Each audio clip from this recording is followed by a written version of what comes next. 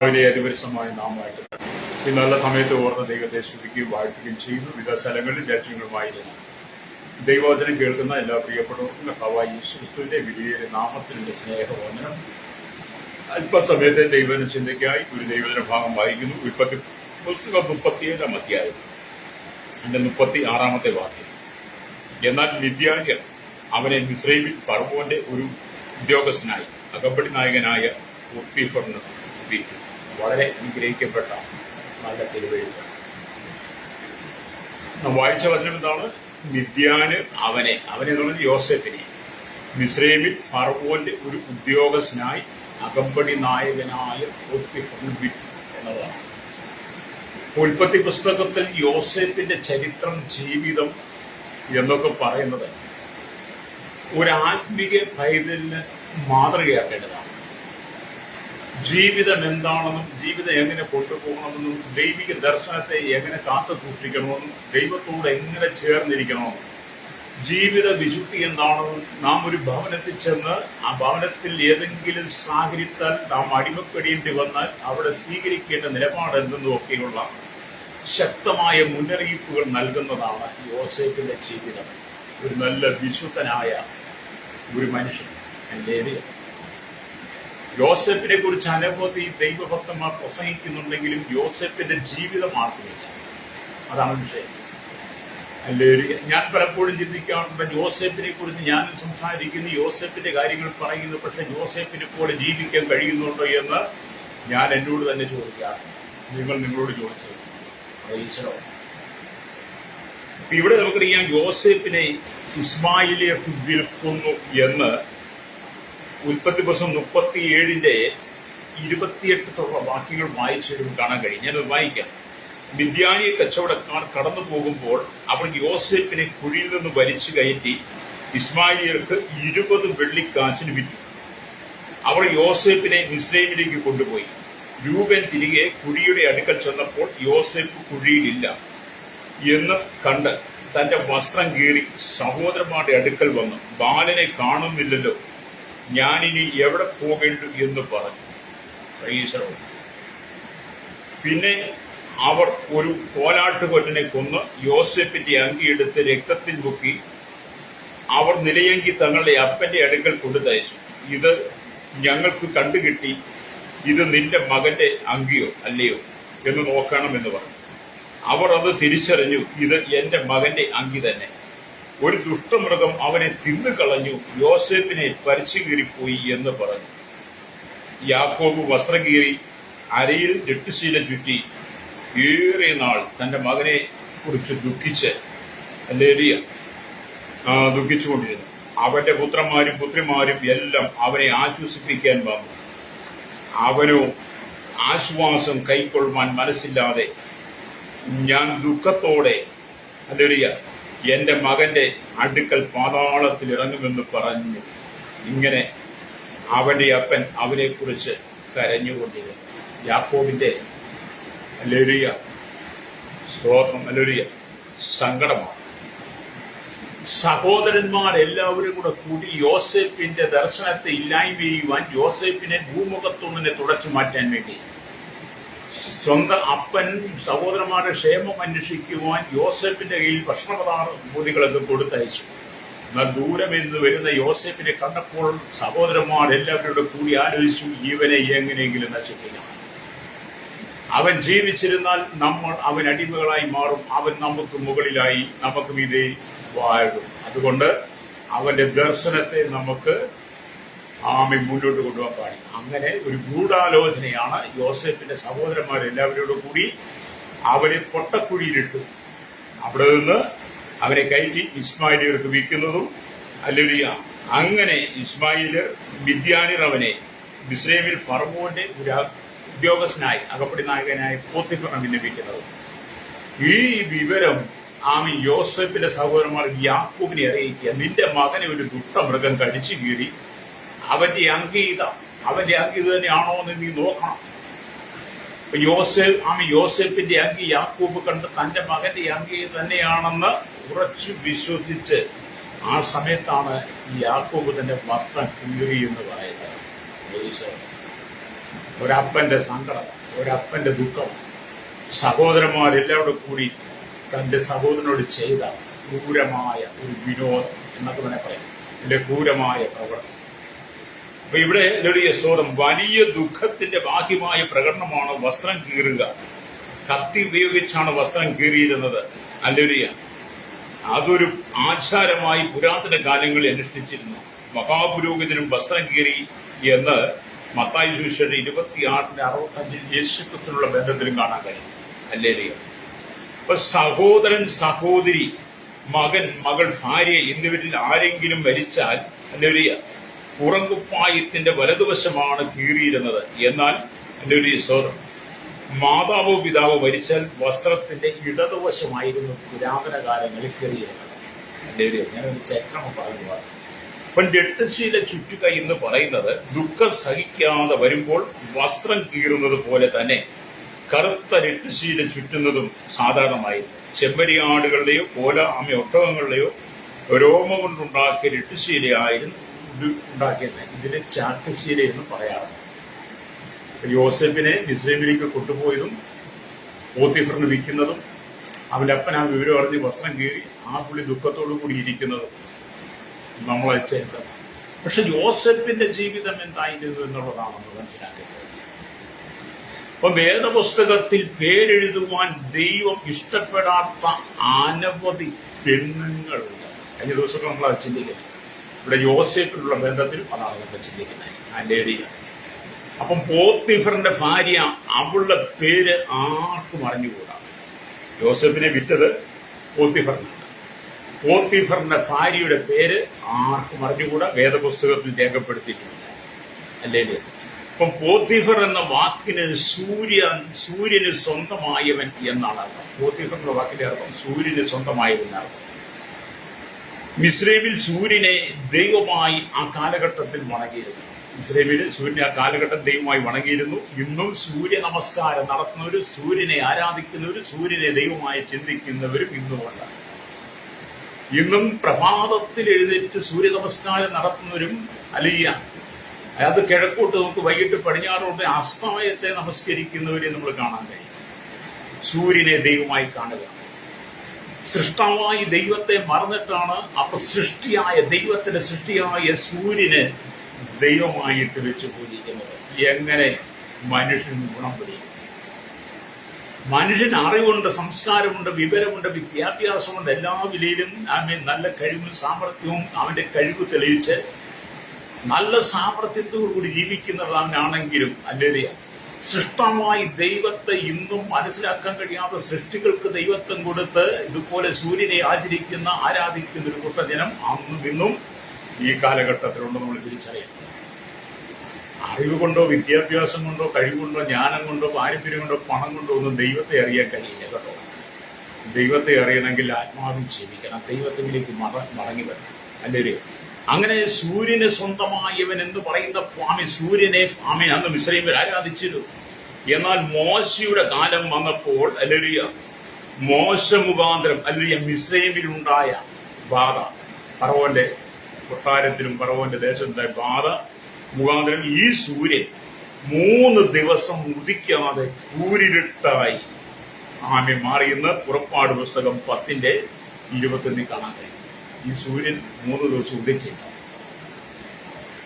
സൂര്യൻ അല്ലെങ്കിൽ ദൈവമായിരുന്നെങ്കിൽ ഇസ്രായേൽ പുരാതന കാലങ്ങളിൽ സൂര്യനെ ആരാധിച്ചിരുന്നെങ്കിൽ, ഇന്ന് സൂര്യനെ ആരാധിക്കുന്നെങ്കിൽ, അന്ന് ഫറവോന്റെ കാലഘട്ടത്തിൽ 3 ദിവസം സൂര്യൻ ഉദിക്കാതെ പോയെങ്കിൽ ഓർത്തോണം, സൂര്യന്റെ ഉദയത്തെ പോലും തടയുവാൻ സർവശക്തനായ ദൈവത്തിന് കഴിയുമെന്ന്. ഉടനെ കേൾക്കുന്ന പ്രശ്നീകത യേശു ക്രിസ്തുവിനെ മാത്രമേ ദൈവമെന്ന് നമുക്ക് ഈ ഭൂമിയിൽ എവിടെയും ഉയർത്താൻ കഴിയും. യേശു ക്രിസ്തു അല്ലാതെ ഒരു ദൈവമില്ല. അതിനി നിങ്ങൾ എന്തെല്ലാം തന്ത്രങ്ങൾ കണ്ടാലും, എന്തെല്ലാം മന്ത്രങ്ങൾ കണ്ടാലും, എന്തെല്ലാം വാദപ്രതിവാദങ്ങൾ കൊണ്ടുവന്നാലും, അതിനെ എങ്ങനെയെല്ലാം ഇല്ലായ്മ ചെയ്യാൻ ശ്രമിച്ചാലും യേശു ഒരിക്കലും ദൈവമല്ലാതാകുന്നില്ല. സ്തോത്രം. കഴിഞ്ഞ ചില ദിവസങ്ങൾക്ക് ഞാൻ പറഞ്ഞു, ഒരു വ്യക്തി യേശു ക്രിസ്തുവിനെ കുറിച്ച് എന്നോട് സംസാരിച്ച് ഞാൻ യേശു ദൈവമാണെന്ന് വേദപുസ്തകത്തിലൂടെ ചില സത്യങ്ങൾ, ചില ഭാഗങ്ങൾ അദ്ദേഹത്തെ വെളിപ്പെടുത്തി കൊടുത്തപ്പോൾ അദ്ദേഹം എന്നോട് വളരെ ക്ഷുഭിതനായി, വളരെ സ്നേഹമായി. വളരെ ക്ഷുഭിതനായി അവസാനം അദ്ദേഹം അസഭ്യ വാക്കുകളിലൂടെ പറയാൻ തുടങ്ങി. ഞാൻ പറഞ്ഞു, നിങ്ങൾ ഇതിന് മറുപടി ആഗ്രഹിക്കാത്ത നീചനും നികൃഷ്ടനുമായ ദുഷ്ടനായ മനുഷ്യനാണ്.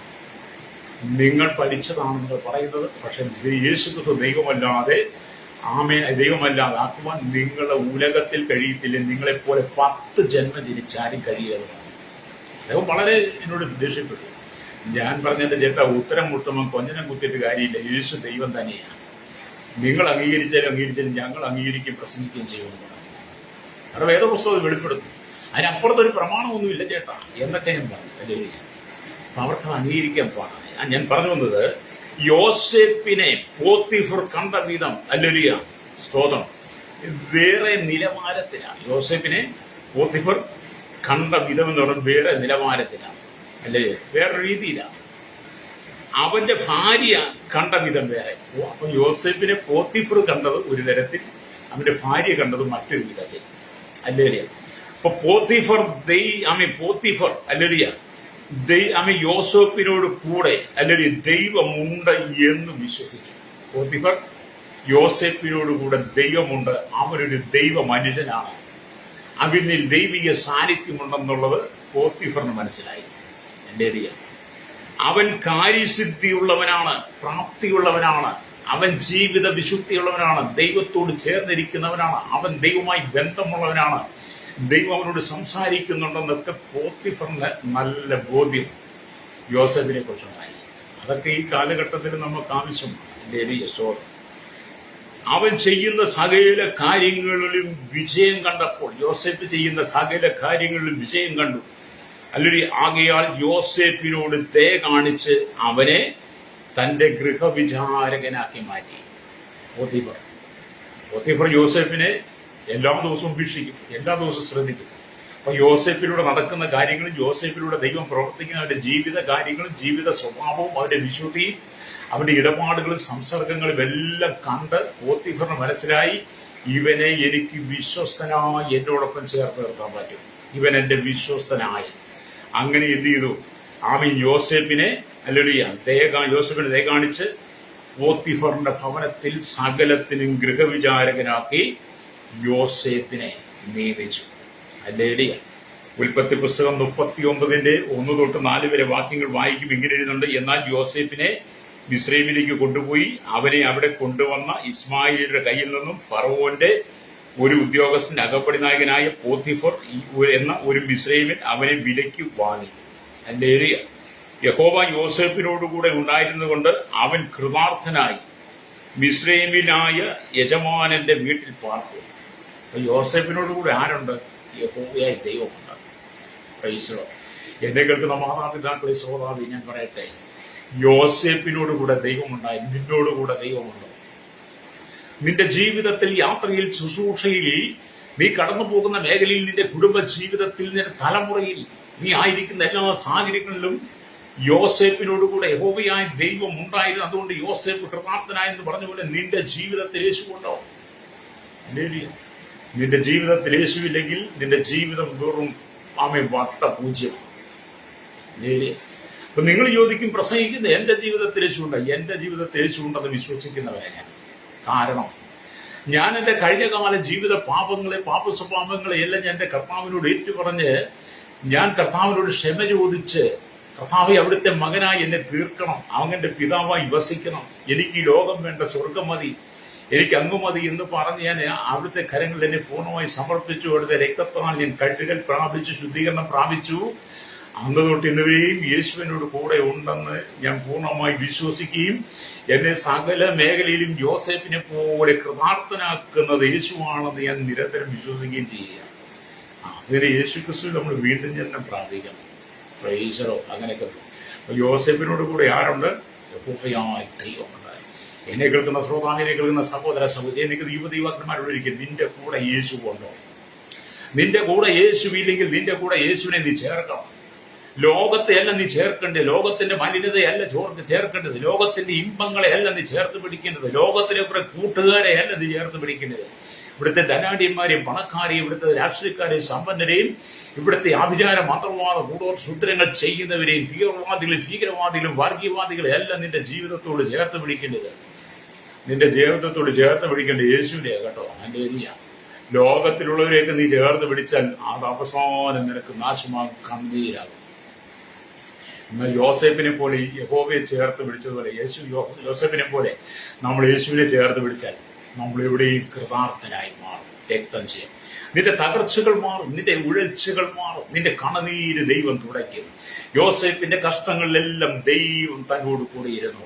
ഇന്ന് പകൽ ഈ വചനം കേൾക്കുന്ന ശ്രോതാവ്, നീ കടന്നു പോകുന്ന പ്രതികൂല സാഹചര്യങ്ങളിൽ, സങ്കടങ്ങളിൽ, ദുഃഖവേളകളിൽ, കണ്ണുനീരിന്റെ നടുവിൽ, മരണകരമായ അനുഭവത്തിലൂടെ നീ കടന്നു പോകുമ്പോൾ വേദനയും ദുഃഖങ്ങളും നിന്നെ ആനുദിനം മലട്ടുമ്പോൾ, ജീവിതത്തിൽ ഉയരവും കഴിയാതെ കടക്കണി കൊണ്ട് ജീവിതം മടുത്ത് നീ നിരാശയുടെ നടിയിലൂടെ കടന്നു പോകുന്ന വ്യക്തിയാണോ? ഇന്ന് പകൽ യോസേപ്പിനോടുകൂടെ യഹോവ ഇരുന്നത് പോലെ നിന്റെ കൂടെ ദൈവത്തിന് യേശുവിന് വസിക്കാൻ നിന്റെ ഹൃദയം നീ വിട്ടുകൊടുക്കുന്നെങ്കിൽ നിന്റെ സകല പ്രശ്നങ്ങൾക്കും യേശു പരിഹാരം നൽകും. നീ തകർന്നിടത്ത് നിന്നെ കൃതാർത്ഥനാക്കി മാറ്റുവാൻ ആമീൻ. പോത്തിഫറിന്റെ ഭവനത്തിൽ സകലത്തിനും ഗൃഹവിചാരകനായി യോസേപ്പിനെ നിയമിച്ചതുപോലെ ദൈവം നിനക്ക് ചില ഉന്നത സ്ഥാനമാന പദവികളെ തരുവാൻ ദൈവം ആഗ്രഹിക്കുക. ഇന്ന് പകൽ ഈ വചനം കേൾക്കുന്ന ചിലരോടൊക്കെ പരിശുദ്ധാത്മാവ് പറയുന്നത്, നിന്റെ തകർച്ചകളെ മാറ്റി യോസേപ്പിനെ ഗൃഹവിചാരനാക്കി മാറ്റുപോലെ നിനക്ക് ചില ഉന്നതമായ സ്ഥാനമാന പദവികളെ ദൈവം നിനക്ക് തരാൻ പോവുകയാണ്. രക്തം ചെയ്യണം. ചിലരോടൊക്കെ ദൈവത്തിന്റെ ആത്മാവ് ശക്തമായിട്ട് ഇടപെടുന്ന ദൂതുകളാണ് കേട്ടോ. ഇതിന്റെ തകർച്ച കാണുന്ന ഒരു ദൈവമുണ്ട്. ഇപ്പം വീണ്ടും നാം ദൈവത്തിന്റെ വചനത്തിലേക്ക് വരുമ്പോൾ നാം ചിന്തിക്കുന്ന പോത്തിഫറിന്റെ ഭാര്യയുടെ പേര് വേദപുസ്തകത്തിൽ എന്നുള്ളതും കൂടെയാണ്. അപ്പൊ ഇവിടെ എന്നാൽ അവന്റെ ഭാര്യ അവന്റെ മേൽ കണ്ണുവെച്ചു മോഹിച്ചു. ആരുടെ? പോത്തിഫറിന്റെ ഭാര്യ യോസേപ്പിന്റെ മേൽ ദൃഷ്ടി വെച്ചു. അവനിൽ വല്ലാത്ത മോഹം, അവനെ കുറിച്ചുള്ള വല്ലാത്ത മോഹം പോത്തിഫറിന്റെ ഭാര്യയിലുണ്ടായി. എന്റെ ഏരിയ രക്തം ചെയ്യും. അപ്പം സ്വാമി പോത്തിഫറവനെ കണ്ടത് വേറെ രീതിയിലാണ്. ദൈവാത്മാവുള്ളൊരു മനുഷ്യനായിട്ടാണ്, ദൈവം കൂടെ ഇരിക്കുന്ന, ദൈവം സംസാരിക്കുന്ന ശ്രേഷ്ഠൻ എന്നാണ് പോത്തിഫർ കണ്ടത്. പക്ഷെ അവന്റെ ഭാര്യയെ കണ്ടത് യോസേപ്പിന് വേറെ രീതിയിലാണ്. എന്റെ ഏരിയ അവൾ അവനെ മോഹിക്കുക ചെയ്തത്. അല്ലേ അമ്മി പോത്തിഫറിന്റെ ഭാര്യ യോസേപ്പിനെ മോഹിച്ചു എന്ന് പറയുമ്പോൾ യാക്കോബിന്റെ ലേഖനം വായിക്കുമ്പോൾ കാണാൻ മോഹം ഗർഭം ധരിച്ച് പാപത്തെ പ്രസവിക്കുന്നുവെന്ന്. അതെ, മോഹം ഗർഭം ധരിച്ചാൽ അത് പാപമായി മാറും, പാപത്തെ പ്രസവിക്കാതുകൊണ്ട് എന്നെ കേൾക്കുന്ന സ്നേഹിതനെ മോഹം നിന്റെ ഉള്ളിൽ വരരുത്. മോഹം നിന്റെ ഉള്ളിൽ ഗർഭം ധരിക്കരുത്. അത് നിന്നെ പാപത്തിലേക്ക് നയിക്കും. എന്റെ ഏരിയ അപ്പൊ ഇവിടെ അല്ലെ പോത്തിഫറിന്റെ ഭാര്യ, അവൾക്ക് അവരുടെ ഉള്ളിലുണ്ടായിരുന്ന ദുഷ്കാമങ്ങൾ, ദുഷ്പ്രവർത്തികൾ, അല്ലേരിയ അത് ആ മെലലിയ യോസേപ്പിന്റെ ജീവിതത്തിലേക്ക് കൊണ്ടുവരുവാൻ, യോസേപ്പിലെ അവളുടെ ദുഷ്പ്രവർത്തികളെ ആമിലലിയെ കൊണ്ടുവരുവാൻ അവൾ യോസേപ്പിനെ ഏതെങ്കിലും വിധത്തിൽ വശീകരിക്കുവാനുള്ള തന്ത്രമാണ്. അല്ലേ? അപ്പൊ യോസേപ്പ് അവളോട് പറയുകയാണ്, ഞാൻ ഈ മഹാദോഷം പ്രവർത്തിച്ച് ദൈവത്തോട് പാപം ചെയ്യുന്നത് എങ്ങനെ? അല്ലേരിയ ഭക്തൻ പറയാണ്, ഞാൻ ഈ മഹാദോഷം പ്രവർത്തിച്ച് ദൈവത്തോട് പാപം ചെയ്യുന്നത് എങ്ങനെ? അല്ലേ? എന്ന് പറഞ്ഞാൽ ഉൽപ്പത്തി പുസ്തകം 39 അധ്യായം 9 വാക്യത്തിലേക്ക് വരുമ്പോൾ അവിടെ എഴുതിയിരിക്കുന്നു, ഈ വീട്ടിൽ എന്നെക്കാൾ വലിയവനില്ല, നീ അവന്റെ ഭാര്യയാകിയാൽ നിന്നെയല്ലാതെ മറ്റ് യാതൊന്നും അവൻ എനിക്ക് വിരോധിച്ചിട്ടില്ല. അതുകൊണ്ട് ഞാൻ ഈ മഹാദോഷം ചെയ്ത് പ്രവർത്തിച്ച് ദൈവത്തോട് പാപം ചെയ്യുന്നത് എങ്ങനെയെന്ന് പറഞ്ഞു. അല്ലേ? അപ്പം പോത്തിഫറിന്റെ ഭവനത്തിൽ സകലത്തിനും ഗൃഹവിചാരകൻ യോസേപ്പാണ്. എന്നാൽ പോത്തിഫറിന്റെ ഭാര്യയെ മാത്രം അല്ലറിയാം, അവളുടെ മേൽ മാത്രം ഒരു അധികാരം യോസേപ്പിന്റെ. കാരണം അത് പോത്തിഫറിന്റെ ഭാര്യയാണ്. യോസേപ്പ് പോത്തിഫറിന്റെ ഗൃഹവിചാരകൻ. പക്ഷേ പോത്തിഫറിന്റെ ഭാര്യ അവനെ ചതിയിലകപ്പെടുത്താൻ. അപ്പോഴാണ് യോസേപ്പ് പറയുന്നത്, ഞാൻ ഈ മഹാദോഷം ചെയ്ത് ദൈവത്തോട് പാപം ചെയ്തത് എങ്ങനെ? ഈ കാലഘട്ടത്തിൽ അങ്ങനെ ചിന്തിക്കാൻ കഴിയുന്ന ദൈവദാസന്മാർ, ദൈവമക്കൾ, വിശ്വാസികളുണ്ടോ? അവസരം കിട്ടിയെന്നുകൊണ്ട് അവസരം ദുർവിനിയോഗം ചെയ്യരുത്. നമുക്കറിയാം, അവസരം ദുർവിനിയോഗം ചെയ്ത അനവധി ആളുകളെ നമുക്കറിയാം. അനവധി ഭക്തന്മാരെ അത് മുഖാന്തരം അനവധി കുടുംബങ്ങൾ തകർന്ന്, അനവധി കുടുംബങ്ങളിൽ പിന്മാറിപ്പോയി, അനവധി ആളുകൾ പാപത്തിൽ വീണു, അനവധി ആളുകൾ കൃപയിൽ നിന്ന് വീണുപോയി. എന്റെ യോസേപ്പിനെ പോലും ഉറച്ച നിലപാടെടുക്കാൻ കഴിയാതെ, യോസേപ്പിന് ഉറച്ച വിശുദ്ധി നിൽക്കാൻ കഴിയാതെ, തന്നോടുകൂടെ ദൈവമുണ്ട്, തന്നെ ഏൽപ്പിച്ച ദൗത്യം പൂർത്തീകരിക്കണമെന്ന് യോസേപ്പ് ചിന്തിച്ചതുപോലെ ചിന്തിപ്പാൻ കഴിയാതെ പോയ അനവധി യോസേപ്പുമാർ ഈ കാലഘട്ടത്തിൽ ദൈവസഭയ്ക്കകത്ത് ഒളിഞ്ഞിരിപ്പുണ്ട് കേട്ടോ. എന്നെ കേൾക്കുന്ന സ്നേഹിത, നമ്മൾ യോസേഫിന്റെ വിശുദ്ധിയിലേക്ക് മടങ്ങുകയാണ്. അല്ലെങ്കിൽ പോത്തിഫറിന്റെ ഭാര്യയെപ്പോലെ അനവധി ആളുകൾ നിന്നെ ചതിപ്പാൻ, നിന്നെ അപകടത്തിൽപ്പെടുത്തുവാൻ, നിന്നെ കെണിയിൽ കുരുക്കുവാൻ ആമി തക്കം നോക്കിയിരിക്കുന്നുണ്ട്. പിശാച് തക്കം നോക്കിയിരിക്കുന്നവന് അല്ലേലിയ, തക്കം നോക്കി. പ്രൈസലോ സിംഹം എന്ത് ചെയ്യും? ഗുഹയുടെ വാതുക്കൽ ആമീൻ അലിയ വളരെ തക്കം നോക്കിയിരിക്കുന്നവരെ സ്തോത്രം. നമ്മുടെ ഈ സ്തോത്രം വലിയ ഈ പട്ടിയും പൂച്ചയൊക്കെ നമ്മൾ കണ്ടിട്ടുണ്ടല്ലോ. അത് ചില ഇരകളെ കാണുമ്പോൾ പട്ടി പൂച്ചയൊക്കെ അങ്ങ് പമ്മിക്കിടക്കും. ഈ കാട്ടിൽ കാട്ടിലുള്ള മൃഗങ്ങൾ, ഈ പുലിയും അലിയോ കടുവയൊക്കെ അതിന്റെ ഇര വരുന്ന കാണുമ്പോൾ ശബ്ദം പോലും ഉണ്ടാക്കാതെ പതുങ്ങിക്കിടക്കും. എന്നിട്ട് ഇര വീഴുമ്പോൾ ചാടി വീഴുന്നത് പോലെ പിശാച് അങ്ങനെ. പിശാചിങ്ങനെ നിന്നെ പാപത്തിൽ വീഴ്ത്താൻ തക്ക നോക്കിയിരിക്കുക. നീ പാപത്തിൽ വീഴരുത്. കർത്താവായ യേശുക്രിസ്തുവിന്റെ മധ്യാകാശം വരെ ഏറ്റവും ആസനമായിരിക്കുകയാണ്. ദുരിതം പാപത്തിൽ വീണ് നമ്മുടെ ജീവിതം നഷ്ടപ്പെടും, നമ്മുടെ നിത്യത നഷ്ടപ്പെടും. ഈ ലോകത്തിന്റെ സുഖമോഹങ്ങൾക്ക് വേണ്ടി, സുഖലോലുപങ്ങൾക്ക് വേണ്ടി, ഈ ലോകത്തിലെ താൽക്കാലിക സുഖങ്ങൾക്ക് വേണ്ടി നിന്നെ വശീകരിക്കാൻ പോത്തിഫറിന്റെ ഭാര്യയെപ്പോലുള്ള ചില അന്ധകാലത്തിന്റെ വ്യാപാരങ്ങൾ, സാത്താനുശക്തികൾ എഴുതിയേക്കും. നിന്റെ ജീവിത വിഷയത്തെ നീ കാത്തോണം കേട്ടോ. സുവിശേഷത്തിന് നിന്റെ ഹൃദയത്തിൽ ഇടം കൊടുക്കണം. സുവിശേഷമായിരിക്കണം നിന്നിൽ വസിക്കേണ്ടത്. നിന്നെ കാണുന്നവർ യേശുവിനെ കാണണം. നിന്നിൽ നിന്ന് വെളിപ്പെടുന്നവന് സുവിശേഷമായിരിക്കണം. നിന്റെ നാവുകളിൽ സുവിശേഷം നിറയട്ടെ, വചനങ്ങൾ നിറയട്ടെ. നമുക്ക് ലോകത്തിന്റെ സുഖമൊന്നും വേണ്ടതേ. ലോകത്തിന്റെ സുഖം വേണ്ട പേര്. ലോകത്തിന്റെ സുഖം അനുഭവിച്ച ശുശ്രൂഷ നഷ്ടപ്പെട്ടു. ലോകത്തിന്റെ സുഖം അനുഭവിച്ച നമ്മുടെ സന്തോഷം നഷ്ടപ്പെട്ടു. ലോകത്തിന്റെ സുഖം അനുഭവിച്ച നമ്മുടെ നിത്യത നഷ്ടപ്പെട്ടു. ലോകത്തിന്റെ സുഖം നമ്മൾ അനുഭവിച്ച ജീവപുസ്തകത്തിൽ നിന്നാണ് പേര് മാറ്റി നമ്മുടെ പേര് മണ്ണിൽ എഴുതി വെക്കും. ഞാൻ ഒരു ദിവസം വായിക്കും, അങ്ങനെ കാണുന്നുണ്ട്. അപ്പൊ ഇവിടെ എന്ത് ചെയ്തു? അല്ലിയ പോത്തിഫറിന്റെ ഭാര്യയുടെ കണ്ണ് യോസേഫിന്റെ മേൽ പറഞ്ഞു. പാപമോഹങ്ങൾക്ക് അല്ലിയ യോസേഫിനെ വിളിച്ച് അവനെ പിടിച്ചപ്പോൾ, കടന്നു പിടിച്ചപ്പോൾ അവൻ തന്റെ വസ്ത്രത്തെ അവളുടെ കയ്യിൽ വിട്ടേച്ച് വെളിയിലേക്ക് ഓടിപ്പോയി. അപ്പൊ പോത്തിഫറിന്റെ ഭാര്യയുടെ മോഹം യോസേഫിന്റെ വന്നു കഴിഞ്ഞ് അവനെ കയറി പിടിച്ചു കഴിഞ്ഞപ്പോൾ എന്ത് ചെയ്തു? യോസേഫ് രക്ഷ പ്രാപിക്കാൻ വേണ്ടി തന്റെ യജമാനനായി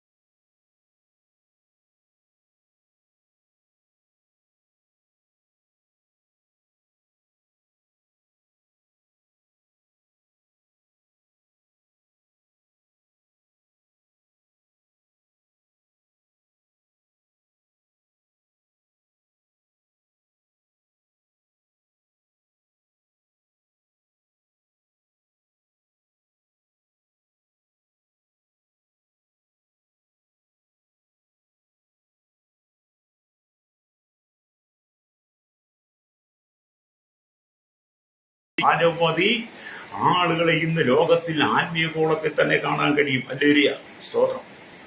അതുകൊണ്ടാണ് നമ്മൾ ഈ കൊരിന്ത്യർ ലേഖനമൊക്കെ വായിക്കുമ്പോൾ കാണുന്നത്. 2 കൊരിന്ത്യർ ലേഖനം 4-ാം അധ്യായത്തിന്റെ 4-ാം വാക്യത്തിലേക്ക് വരുമ്പോൾ കാണുന്നത്,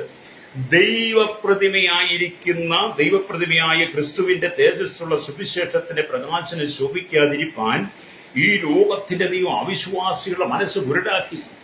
ഹല്ലേലൂയ. അപ്പം ദൈവപ്രതിമയായ ക്രിസ്തുവിന്റെ തേജസ്സുള്ള സുവിശേഷത്തിന്റെ പ്രകാശം നമ്മുടെ ഉള്ളിൽ ശോഭിക്കാതിരിക്കാൻ വേണ്ടിയിട്ട് ഈ ലോകത്തിന്റെ ദൈവം എന്ന് പറഞ്ഞ പോത്തിഫറിന്റെ ഭാര്യയെപ്പോലുള്ള ആന്റപ്പോത്തെ ആളുകൾ അവിശ്വാസികളുടെ മനസ്സിനെ എന്ത് ചെയ്തു? കുരുടാക്കി. ഹല്ലേലൂയ. പാപത്തിൽ വീഴരുത്. നമുക്ക് അല്ലേ ദൈവപ്രതിമയായ ക്രിസ്തുവിന്റെ തേജസ്സുള്ള സുവിശേഷ പ്രകാശനമാണ് നമ്മുടെ ഉള്ളിൽ വേണ്ടിയത്. സുവിശേഷം നിന്റെ ഉള്ളിൽ ഒരു അഗ്നിപോലെ ആളിക്കത്തണ സുവിശേഷം എന്ന തീജ്വാല സുവിശേഷം എന്ന് പറയുന്ന ആ വലിയ സന്ദേശം നിന്റെ ഉള്ളത്തിൽ നിറയത്ത്. സുവിശേഷത്തിന് വേണ്ടി മാത്രമേ നീ നിൽക്കാവുള്ളൂ. നിന്റെ പാപത്തിൽ അകപ്പെടുത്താൻ വരുന്ന, പാപത്തിൽ വീഴിക്കാൻ വരുന്ന സാത്താന്യ ശക്തികളെ നീ തിരിച്ചറിയണം, രക്തം ചെയ്യണം. പ്രൈസലോ. നമ്മൾ ഈ സുവിശേഷം കേൾക്കണം. അനുഗ്രഹത്തിന് വേണ്ടി മാത്രം ഓടി നടന്ന്, പണത്തിന് വേണ്ടി മാത്രം, രോഗസൗഖ്യത്തിന് വേണ്ടി മാത്രം ഓടി നടന്ന അവസാനം നിങ്ങൾ നിരാശരാകരുത്. സുവിശേഷം കേട്ടാൽ, സുവിശേഷം നീ ആഗ്രഹിച്ചാൽ, സുവിശേഷത്തിന് വേണ്ടി ഹൃദയം വിട്ടുകൊടുത്താൽ നിന്റെ പ്രശ്നങ്ങളെല്ലാം പരിഹാരം വരും. നിന്റെ പാപത്തിലേക്ക് വീഴാതെ വേണം ദൈവം നിന്നെ കാത്തു സൂക്ഷിക്കും കേട്ടോ. ഇത് ഈ ലോകത്തിന്റെ ദൈവം പോത്തിഫറിന്റെ ഭാര്യയെപ്പോലെ അനവധി ആളുകൾ ഈ കാലഘട്ടത്തിൽ ഉണ്ട്. ഹല്ലേലൂയ. അപ്പൊ ഈ ലോകത്തിന്റെ ദൈവം അവിശ്വാസികളെ മനസ്സ് കുരുടാക്കി. അവരുടെ ലക്ഷ്യം എന്താണ്? ഭക്ഷിച്ചും കുടിച്ചും സന്തോഷിച്ചും ലോകത്തെ അനുഭവിക്കണം. ഈ ലോകത്തിന്റെ ദൈവം പോത്തിഫറിന്റെ ഭാര്യമാരുടെ സന്തോഷം എന്താണ്? പോത്തിഫറിന്റെ ഭാര്യയുടെ സന്തോഷമാണ് ഈ ഭൂമി തിന്നും കുടിച്ചും ഹല്ലേലൂയ, സ്തോത്രം, ആമേൻ, സന്തോഷിച്ചും ഈ ലോകത്തെ അനുഭവിക്കണം, ലോക ജീവിതം അനുഭവിക്കണം. അതാണ് പോത്തിഫറിന്റെ ഭാര്യ. എന്നാൽ യോസേഫ് എന്ന് പറയുന്ന മനുഷ്യൻ ഈ ലോകത്തിൽ ഹല്ലേലൂയ തിന്നും കുടിച്ചും ഭക്ഷിച്ചും സന്തോഷിച്ചും ലോകത്തെ അനുഭവിക്കുവാൻ തയ്യാറാകാതെ തന്നിൽ പകർന്നിരിക്കുന്ന ദൈവിക ദർശനത്തെ, സ്വപ്നത്തെ കാത്തു സൂക്ഷിച്ചുകൊണ്ട് ദൈവികമായ സമയത്തിന് വേണ്ടി യോസേഫ് കാരാഗ്രഹത്തെയും ആ കഷ്ടം സഹിക്കുന്നു, രക്തം ചെയ്യും. യോസേഫിന് വേണമെങ്കിൽ അവിടെ കാരാഗ്രഹത്തിൽ വരേണ്ട കാര്യമൊന്നുമില്ലായിരുന്നു. ഹല്ലേലൂയ. നമുക്കറിയാം, കഴിഞ്ഞ കാലഘട്ടത്തിൽ എത്ര യോസേഫുമാരാണ് ഇതുപോലെ പോത്തിഫറിന്റെ ഭാര്യമാരുടെ കയ്യിൽ അകപ്പെട്ട് ജയിലടക്കപ്പെട്ടത്. ഹല്ലേലൂയ. ഇന്നും പലരും ജയിൽ കിടക്കുക. സ്തോത്രം. നമ്മൾ സൂക്ഷിക്കണം. സുവിശേഷത്താൽ നമ്മെ ജനിപ്പിച്ച, സുവിശേഷം മുഖാന്തരം നാം വീണ്ടെടുപ്പ് പ്രാപിച്ച് സുവിശേഷം നമ്മുടെ ഉള്ളിൽ പകർന്നൊരു യേശു കൊണ്ട് കേട്ടോ. നമ്മുടെ ആത്മമണവാളൻ നമ്മെ കണ്ടുകൊണ്ടിരിക്കുന്ന ആത്മമണവാളൻ മധ്യാകാശത്തിൽ വരുമ്പോൾ നമ്മൾ അവരോടുകൂടി എടുക്കപ്പെടണം. മനുഷ്യപുത്രൻ വരുമ്പോൾ വിശ്വാസം കണ്ടെത്തുമോ എന്ന് വിശുദ്ധ തിരുവെഴുത്തി പറയുന്നവർ എന്നെ കേൾക്കുന്ന ശ്രോതാവ്, ഈ ലോകത്തിന് ഒരു സുഖത്തിന് വേണ്ടി നിന്റെ ഉള്ളിൽ പകർന്നിരിക്കുന്ന സുവിശേഷത്തെ നീ കെടുത്തിക്കളയരുത്. നിന്റെ ഉള്ളിൽ പകർന്ന ദൈവശക്തി നീ കെടുത്തിക്കളയരുത്. നിനക്ക് ദർശനങ്ങളും സ്വപ്നങ്ങളും നിനക്ക് താലന്തുകളൊന്നും നഷ്ടപ്പെടുത്തിക്കളയും. ഈ ലോകത്തിന്റെ ദൈവത്തെ അഥവാ പോത്തിഫറിന്റെ ഭാര്യമാരെ പോലെ എഴുന്നേൽക്കുന്ന സാത്താന്യ ശക്തികളെ നീ അനുവദിക്കരുത്. അവർ മോഹന വാക്കുകൾ നിന്നെ സന്തോഷിപ്പിക്കുന്ന, നിന്റെ ജഡത്തെ സന്തോഷിപ്പിക്കുന്ന വാക്കുകൾ നിനക്ക് ഇന്നത്തെ കാലഘട്ടത്തിൽ മൊബൈലിലൂടെ, മെസ്സഞ്ചറിലൂടെ, ഫേസ്ബുക്കിലൂടെ, യൂട്യൂബിലൂടെ ഒക്കെ നിനക്ക് കൈമാറിക്കൊണ്ടിരിക്കും. എൻ്റെ ഏരിയ ചാറ്റിങ്ങിലൂടെ നീ അകപ്പെട്ടു പോകരുത്.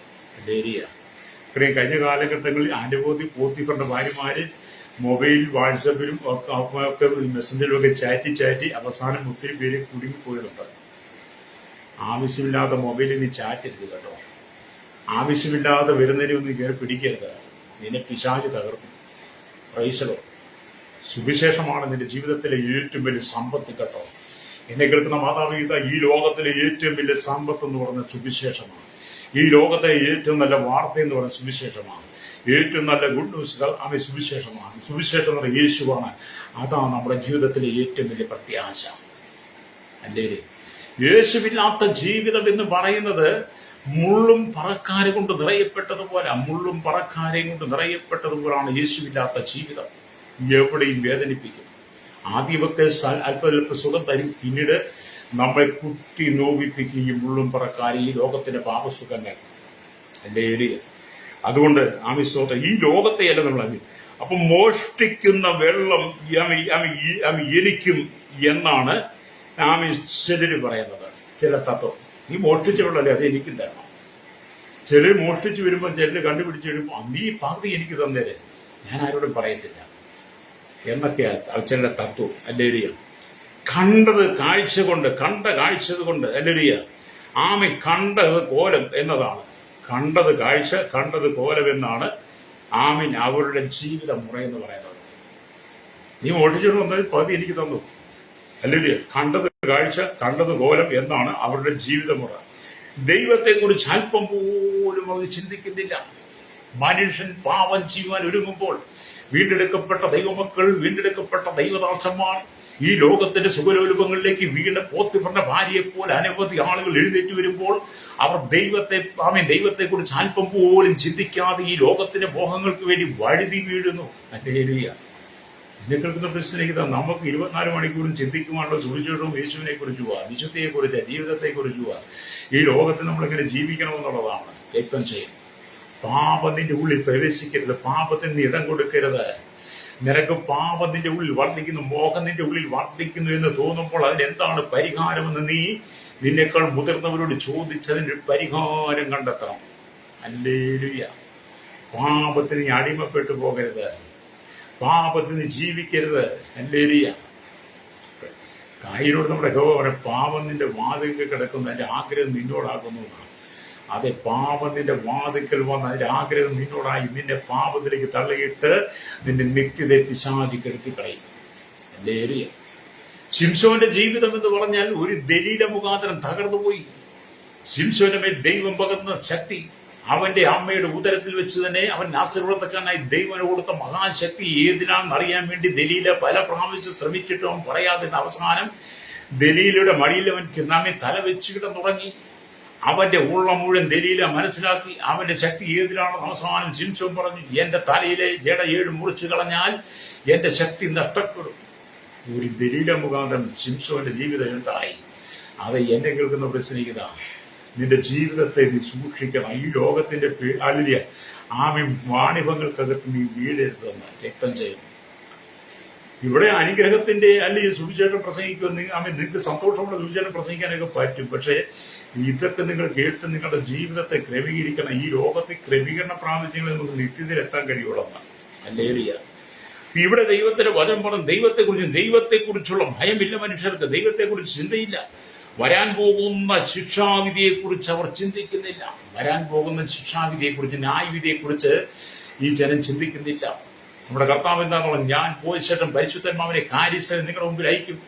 അവൻ പാപത്തെക്കുറിച്ച്, നീതിയെക്കുറിച്ച്, ന്യായവിധിയെക്കുറിച്ച് ബോധം വരുത്തും. അതെ, പരിശുദ്ധന്മാവൻ നിറയപ്പെട്ട ദൈവജനത്തോട് പറയട്ടെ, ഈ ലോകത്തിൽ നീ ജീവിക്കുമ്പോൾ ദൈവത്തെക്കുറിച്ച് ചിന്തിച്ചും ദൈവത്തെ ഭയപ്പെട്ടും ഈ ലോകത്തിന്റെ പാപസുഖങ്ങളെ നീ വെടിഞ്ഞ് വരാൻ പോകുന്ന ന്യായവിധിക്കകത്ത് നീ വീട് പോകാതെ ഹല്ലേലൂയ രക്തം ചെയ്യാം. ന്യായവിധിയിൽ നിന്ന് മോചനം പ്രാപിക്കാൻ ഇവിടെ വിശുദ്ധിയെ നീ കാണണം. നീ പലതിനെ ത്യജിക്കണം, ഇവിടെ ത്യജിക്കണം. വേണ്ടത് വെക്കണം. കണ്ടുകൊണ്ട് കാണുന്നതെല്ലാം ആമയെ ആവാഹിച്ചെടുക്കാൻ ശ്രമിക്കരുത്.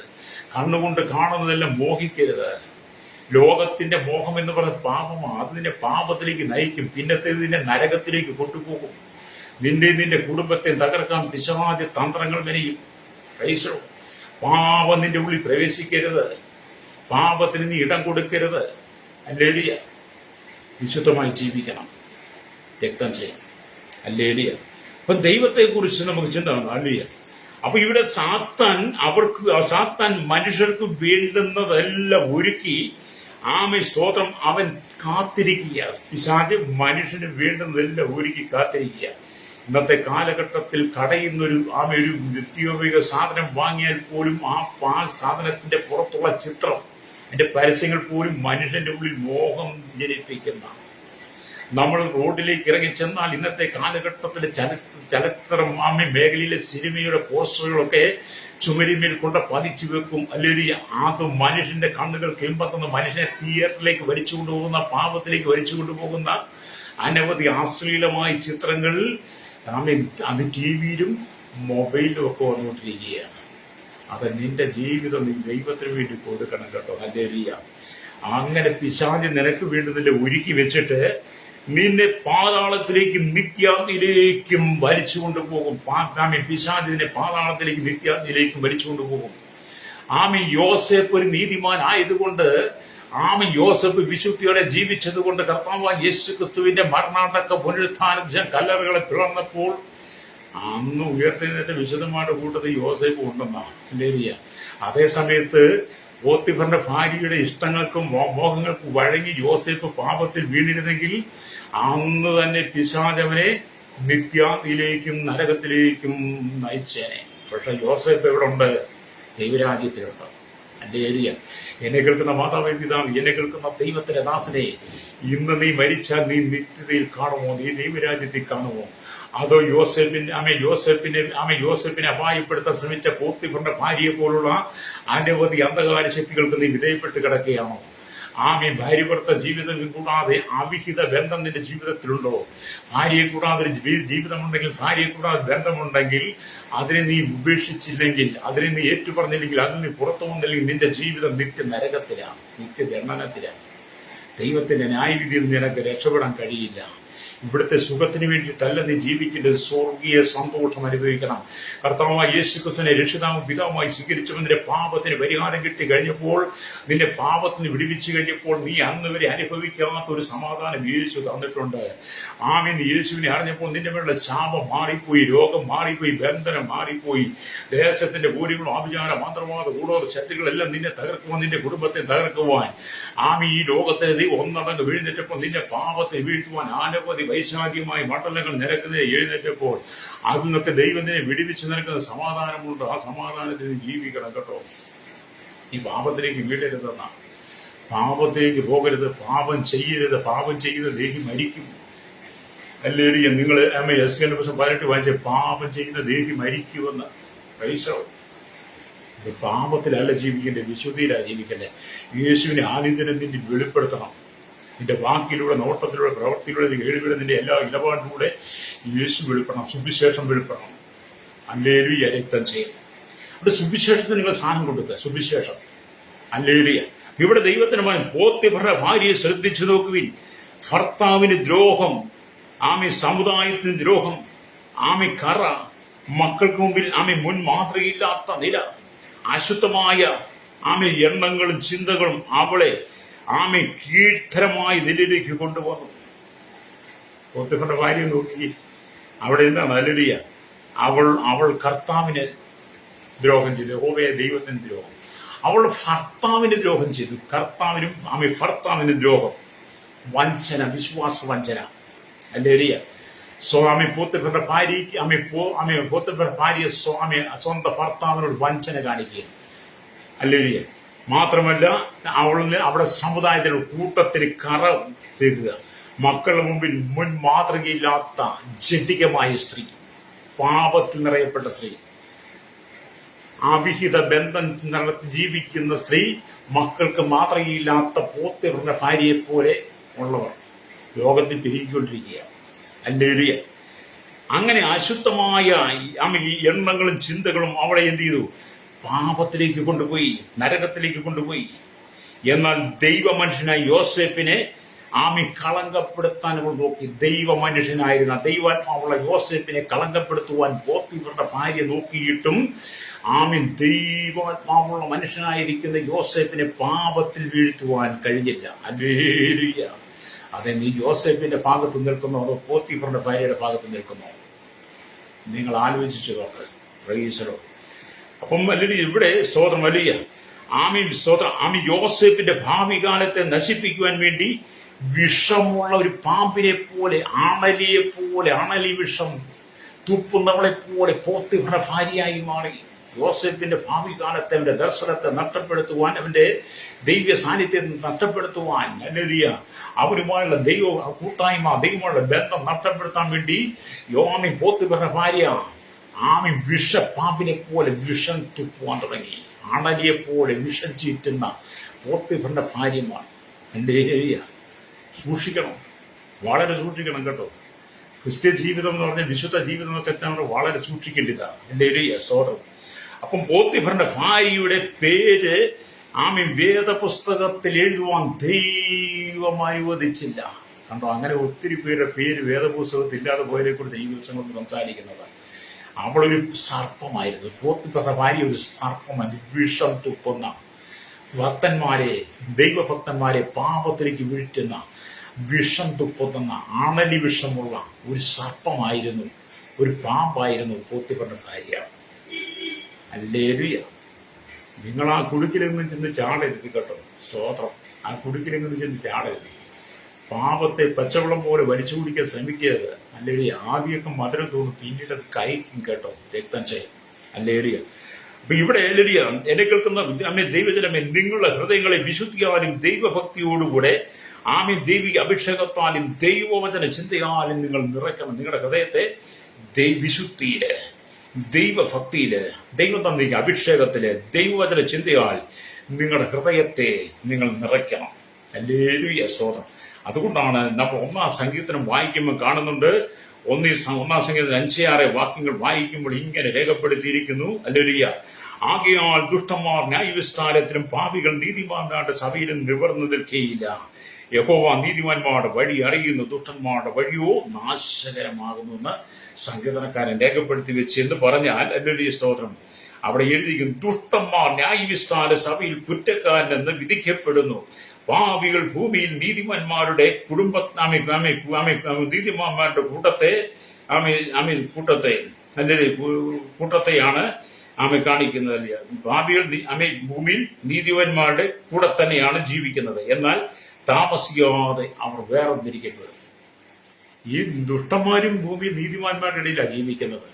എന്നാൽ താമസിയാതെ സ്തോത്രം, പാതിരും നെല്ലും കൂടെ വേർതിരിക്കുന്നത് പോലെ ദൈവം ദുഷ്ടനെയും നീതിമാനെയും കൂടെ വേർതിരിക്കുന്ന സമയമായി. കർത്താവിന്റെ വരവേറ്റു ആസനമായി. സഭയെ ചേർക്കാൻ സമയമായി. കാഹളം ധ്വനിക്കുമ്പോൾ ഭൂമി നീതിമാന്മാരായവരെല്ലാം സ്വർഗാരോപണം ചെയ്യും. മുമ്പേ ഭരിച്ച വിശുദ്ധന്മാർ ഉയർക്കും, പിന്നുള്ള രൂപാന്തരം പ്രാപിക്കുന്നാൽ ദുഷ്ടന്മാരെ ദൈവം വേർതിരിക്കും. കാള വേർതിരിക്കുന്ന പോലെ വേർതിരിക്കും. ഹല്ലേലൂയ. അപ്പം ദൈവജനത്തിന് അതിയായ പ്രോത്സാഹനം. കാരണം ദൈവം അറിയുന്ന വഴിയിലൂടെയാണ് അവർ നടക്കുന്നത്. ദൈവമക്കൾക്ക് നല്ല പ്രോത്സാഹനം, കാരണം അവർ ദൈവത്തിന്റെ വഴിയിലൂടെ നടക്കുക. ഹല്ലേലൂയ. ദുഷ്ടന്മാർക്ക് ശോചനീയമായ അന്ത്യം, അവർ നശിക്കുന്നു, അവരുടെ വഴിയും നശിക്കുന്നു. മണലാരണ്യത്തിലാണ് അവരുടെ യാത്ര. ദുഷ്ടന്മാരുടെ വഴി എവിടെ? മണലാരണ്യത്തിൽ. അവരുടെ എല്ലാ വഴിയും നശിക്കുന്നു. അതെന്നെ കേൾക്കുന്ന സ്നേഹിത, പാപം വിട്ട് മടങ്ങി വന്ന് വായിച്ച വചനത്തിലേക്ക് വന്ന് നിങ്ങൾക്ക് പ്രാർത്ഥിക്കാൻ പോവുക. മിദ്യാൻ മിസ്രൈമിൽ ഫറവോന്റെ ഒരു ഉടമ്പടി നായകനായി, ഹല്ലേലൂയ, ഒരു ഫറവോന്റെ ഒരു ഉദ്യോഗസ്ഥനായി, അകമ്പടി നായകനായ പോത്തിഫറിനെ വിറ്റു. പറയാൻ വായിക്കാം. മിദ്യാൻ അവനെ യോസേഫിനെ മിസ്രൈമിൽ ഫറവോന്റെ ഒരു ഉദ്യോഗസ്ഥനായി, അകമ്പടി നായകനായി പോത്തിഫറിനെ വിറ്റു. അതെ, യോസേഫ് വിശുദ്ധി കാത്തു സൂക്ഷിച്ചതുപോലെ നീ വിശുദ്ധി കാത്തു സൂക്ഷിക്കണം. ആരെങ്കിലും ഇതുപോലെ അശുദ്ധിയിലും ദൈവികമല്ലാത്ത പോത്തിഫറിന്റെ ഭാര്യയെ പോലുള്ള സർപ്പത്തിന്റെ കയ്യിൽ അകപ്പെട്ട് കിടക്കുന്ന വിഷത്തിൽ വീണ് കിടക്കുന്നുണ്ടെങ്കിൽ ഇന്ന് പകൽ നീ മടങ്ങി വന്ന് യേശുക്രിസ്തുവിന്റെ നീതീകരണം പ്രാപിക്കണം. കണ്ണുകളടച്ചായിട്ട് പരിശുദ്ധങ്ങളുടെ നല്ല ദൈവമേ, സ്വർഗ്ഗീയ പിതാവേ, അനുഗ്രഹിക്കപ്പെട്ട നല്ല സമയത്തിനായി ഈ വചനം കേട്ടുകൊണ്ട് കേരളത്തിൽ ഭാരത ലോക രാജ്യങ്ങളിലേക്ക് കൂടിച്ചേരാം. Village, panchayat, municipality, corporation, taluk, block, ജില്ലാ, മേധാവി, സംസ്ഥാനങ്ങൾ, രാഷ്ട്രങ്ങൾ, രാജാക്കന്മാർ, രാജ്യങ്ങൾ, പ്രധാനമന്ത്രി, പ്രസിഡന്റ്, ഗവർണർ, പട്ടണങ്ങൾ, നേതാവ്, ഗോത്രങ്ങൾ, ദ്വീപുകളെ, ആദിവാസി മേഖല ഭരിക്കുന്ന ജനത്തിനായി, കരസേന, വ്യോമസേന, നാവികസേന അതിർത്തികൾ കാക്കുന്ന BSCR സൈന്യത്തിനായി, ക്രമസമാധാന പാലക, നിയമ നിർമ്മാണ രംഗത്തിന്റെ രഹസ്യാന്വേഷണ വിഭാഗങ്ങളെ, പോലീസിന്റെ വിഭാഗങ്ങളെ, ജുഡീഷ്യൽ വിഭാഗങ്ങൾക്കായി, സകലവേലും പുതുമ, രാജ്യവേലും, വിദ്യാഭ്യാസ, സാമ്പത്തിക മേഖല, എല്ലാ കർത്താവീസ് ഭാഗ്യ മേഖലയിൽ എല്ലാ ജനത്തെയും ഉള്ളിലോട്ട് ഒട്ടാനത്തി വരെ പാർക്കുന്ന ദേശീയത്തിൽ മാലിന്യ ബഹുമാനി യൗവനത്തിൽ വാർത്ത അനുപ്പെടുത്ത യാചകർ, ഓർഫനേജ് ജോലിയിൽ തടപ്പറയിലായിരിക്കുന്ന ജനത്തെ, കടലോര വാസം തിരിച്ച് മത്സ്യത്തിന് ആഴക്കടലിൽ കടന്നുപോയിരിക്കുന്നവർ, കരികളിലും കമ്പിലും കരികളും കമ്പിലും ഫാക്ടറിയിൽ ജോലി ചെയ്യുന്നവർ, ഒന്നാമെ വഴിയോര കച്ചവടക്കാർ, വലിയ വ്യാപാരികളെയും, ക്ഷീരവേലും കാർഷികയിലും കൺസ്ട്രക്ഷൻ, മെക്കാനിക്കൽ, മോട്ടോർ രംഗം, യൂണിയൻ രംഗത്ത് എല്ലാ ടൈസ് എല്ലാ ഹെവി വാഹനം ഓടിക്കുന്നവരെയും വാഹനങ്ങൾ സെയിൽസ് ചെയ്യുന്നവർക്കായി പ്രാർത്ഥിക്കുന്നവർ, പാടത്തും പറമ്പിലും കൂറിയിലും കല്ലോടും മണ്ണോടും തടിയോടും മല്ലടിക്കുന്ന എല്ലാ പ്രിയപ്പെടുകയും ഓർത്ത് പ്രാർത്ഥിക്കുന്ന എല്ലാ കേന്ദ്ര രാജ്യരാഷ്ട്ര തലവന്മാരെ ഓർത്ത് പ്രാർത്ഥിക്കുകയാണ്. എല്ലാ ജനത്തിനും ദൈവത്തിന്റെ നീതി വെളിപ്പെടും. മദ്യത്തിനും ലഹരിക്കും അടിപ്പെട്ട് കിടക്കുന്ന ജീവിതങ്ങൾക്കായി കർത്താവ് തീവ്രവാദികൾ, വർഗീയവാദികൾ, സുവിശേഷ വിരോധമായി നിൽക്കുന്ന എല്ലാ അന്ധകാര വ്യാപാര ശക്തികളെയും, ദൈവഭക്തന്മാരെ പാപത്തിലേക്ക് ഏകാമി വീഴ്ത്തുന്ന അനവധി പോത്തിഫറിന്റെ ഭാര്യമാർ, അനവധി അന്ധകാര ശക്തി എഴുന്നേൽക്കേണ്ട നിലയിൽ ദൈവമക്കൾ വിശുദ്ധിയോടെ കർത്താവിനെ ആരാധിച്ച് മഹത്വപ്പെടുന്ന ജീവിതം മുന്നോട്ട് കൊണ്ടുപോകാൻ കർത്താവ് ജനത്തെ ഒരുക്കണമേ. യോസേഫ് പാപത്തിൽ വീട് ഇല്ലാതെ താൻ ഓടി രക്ഷപ്പെടുമ്പോൾ ഈ ലോകത്തിൽ അനവധി പാപ സ്വഭാവങ്ങൾ മോഹങ്ങൾ വരുമ്പോൾ അവിടുന്ന് രക്ഷപ്പെടുവാനുള്ള ദൈവകൃപ അഭിഷേകം ജനത്തിൽ പകരണം. വിദേശ രാജ്യത്ത് കഷ്ടത്തിൽ നമ്പരപ്പെടുന്നവർ, വിസ നഷ്ടപ്പെട്ട പാസ്പോർട്ട് കിട്ടാൻ ഭാരപ്പെടുന്നവർ, ജോലി നഷ്ടപ്പെട്ടവർ, സാലറി കിട്ടാൻ വളരെ കഷ്ടത്തിൽ വിദേശ പീഡ അനുഭവിക്കുന്ന സഹോദരങ്ങൾക്ക് വേണ്ടി ജയിലേറെ കിടക്കുന്നവർക്ക് വേണ്ടി പ്രാർത്ഥന വിടുതൽ കൊടുക്കണമേ. കർത്താവിന്റെ ദൈവദാസിദാസന്മാർ ലോകം മുഴുവൻ പീഡ അനുഭവിക്കുന്ന ദൈവദാസിദാസന്മാർ കുടുംബ സഭയെ ദൈവം അനുഗ്രഹിക്കുന്ന പ്രാർത്ഥന കാലഘട്ടത്തിൽ ഒരു വലിയ കൂട്ടം ജനത്തെ കർത്താവ് വിളിച്ചു വേറെ ദൈവരാജ്യത്തിന് വേണ്ടി ഒരുക്കണമെന്ന് പ്രാർത്ഥിക്കുകയാണ്. ഇന്ന് പകൽ കർത്താവ് എല്ലാ മേഖലകളിൽ ജനത്തെ തകർന്ന കുടുംബങ്ങൾ, തകർന്ന ജീവിതങ്ങൾ, ആമെ നശിച്ചുകൊണ്ടിരിക്കുന്ന തലമുറകൾ, കർത്താവ് ലഹരിക്ക് അടിപ്പെട്ട് കിടക്കുന്നവർ എല്ലാവരും മടങ്ങി വന്ന് മാനസാന്തരപ്പെടുവാൻ, അബ്കാരി ഉടമകളെ, ലഹരി മാഫികളെ ദൈവം വീട്ടിൽ സന്ദർശിക്കാതെ അവർക്ക് മാനസാന്തരം കൊടുക്കണമേ പ്രാർത്ഥിക്കുകയാണ്. എല്ലാ കുടുംബങ്ങളെ തകർക്കുന്ന സാത്താനികയും ജനം വിടിവിക്കപ്പെടട്ടെ. സകലമുഖത്ത് കൊടുക്കുന്ന യേശുവിന്റെ നാമത്തിൽ തന്നെ ആമേൻ, ആമേൻ, ആമേൻ.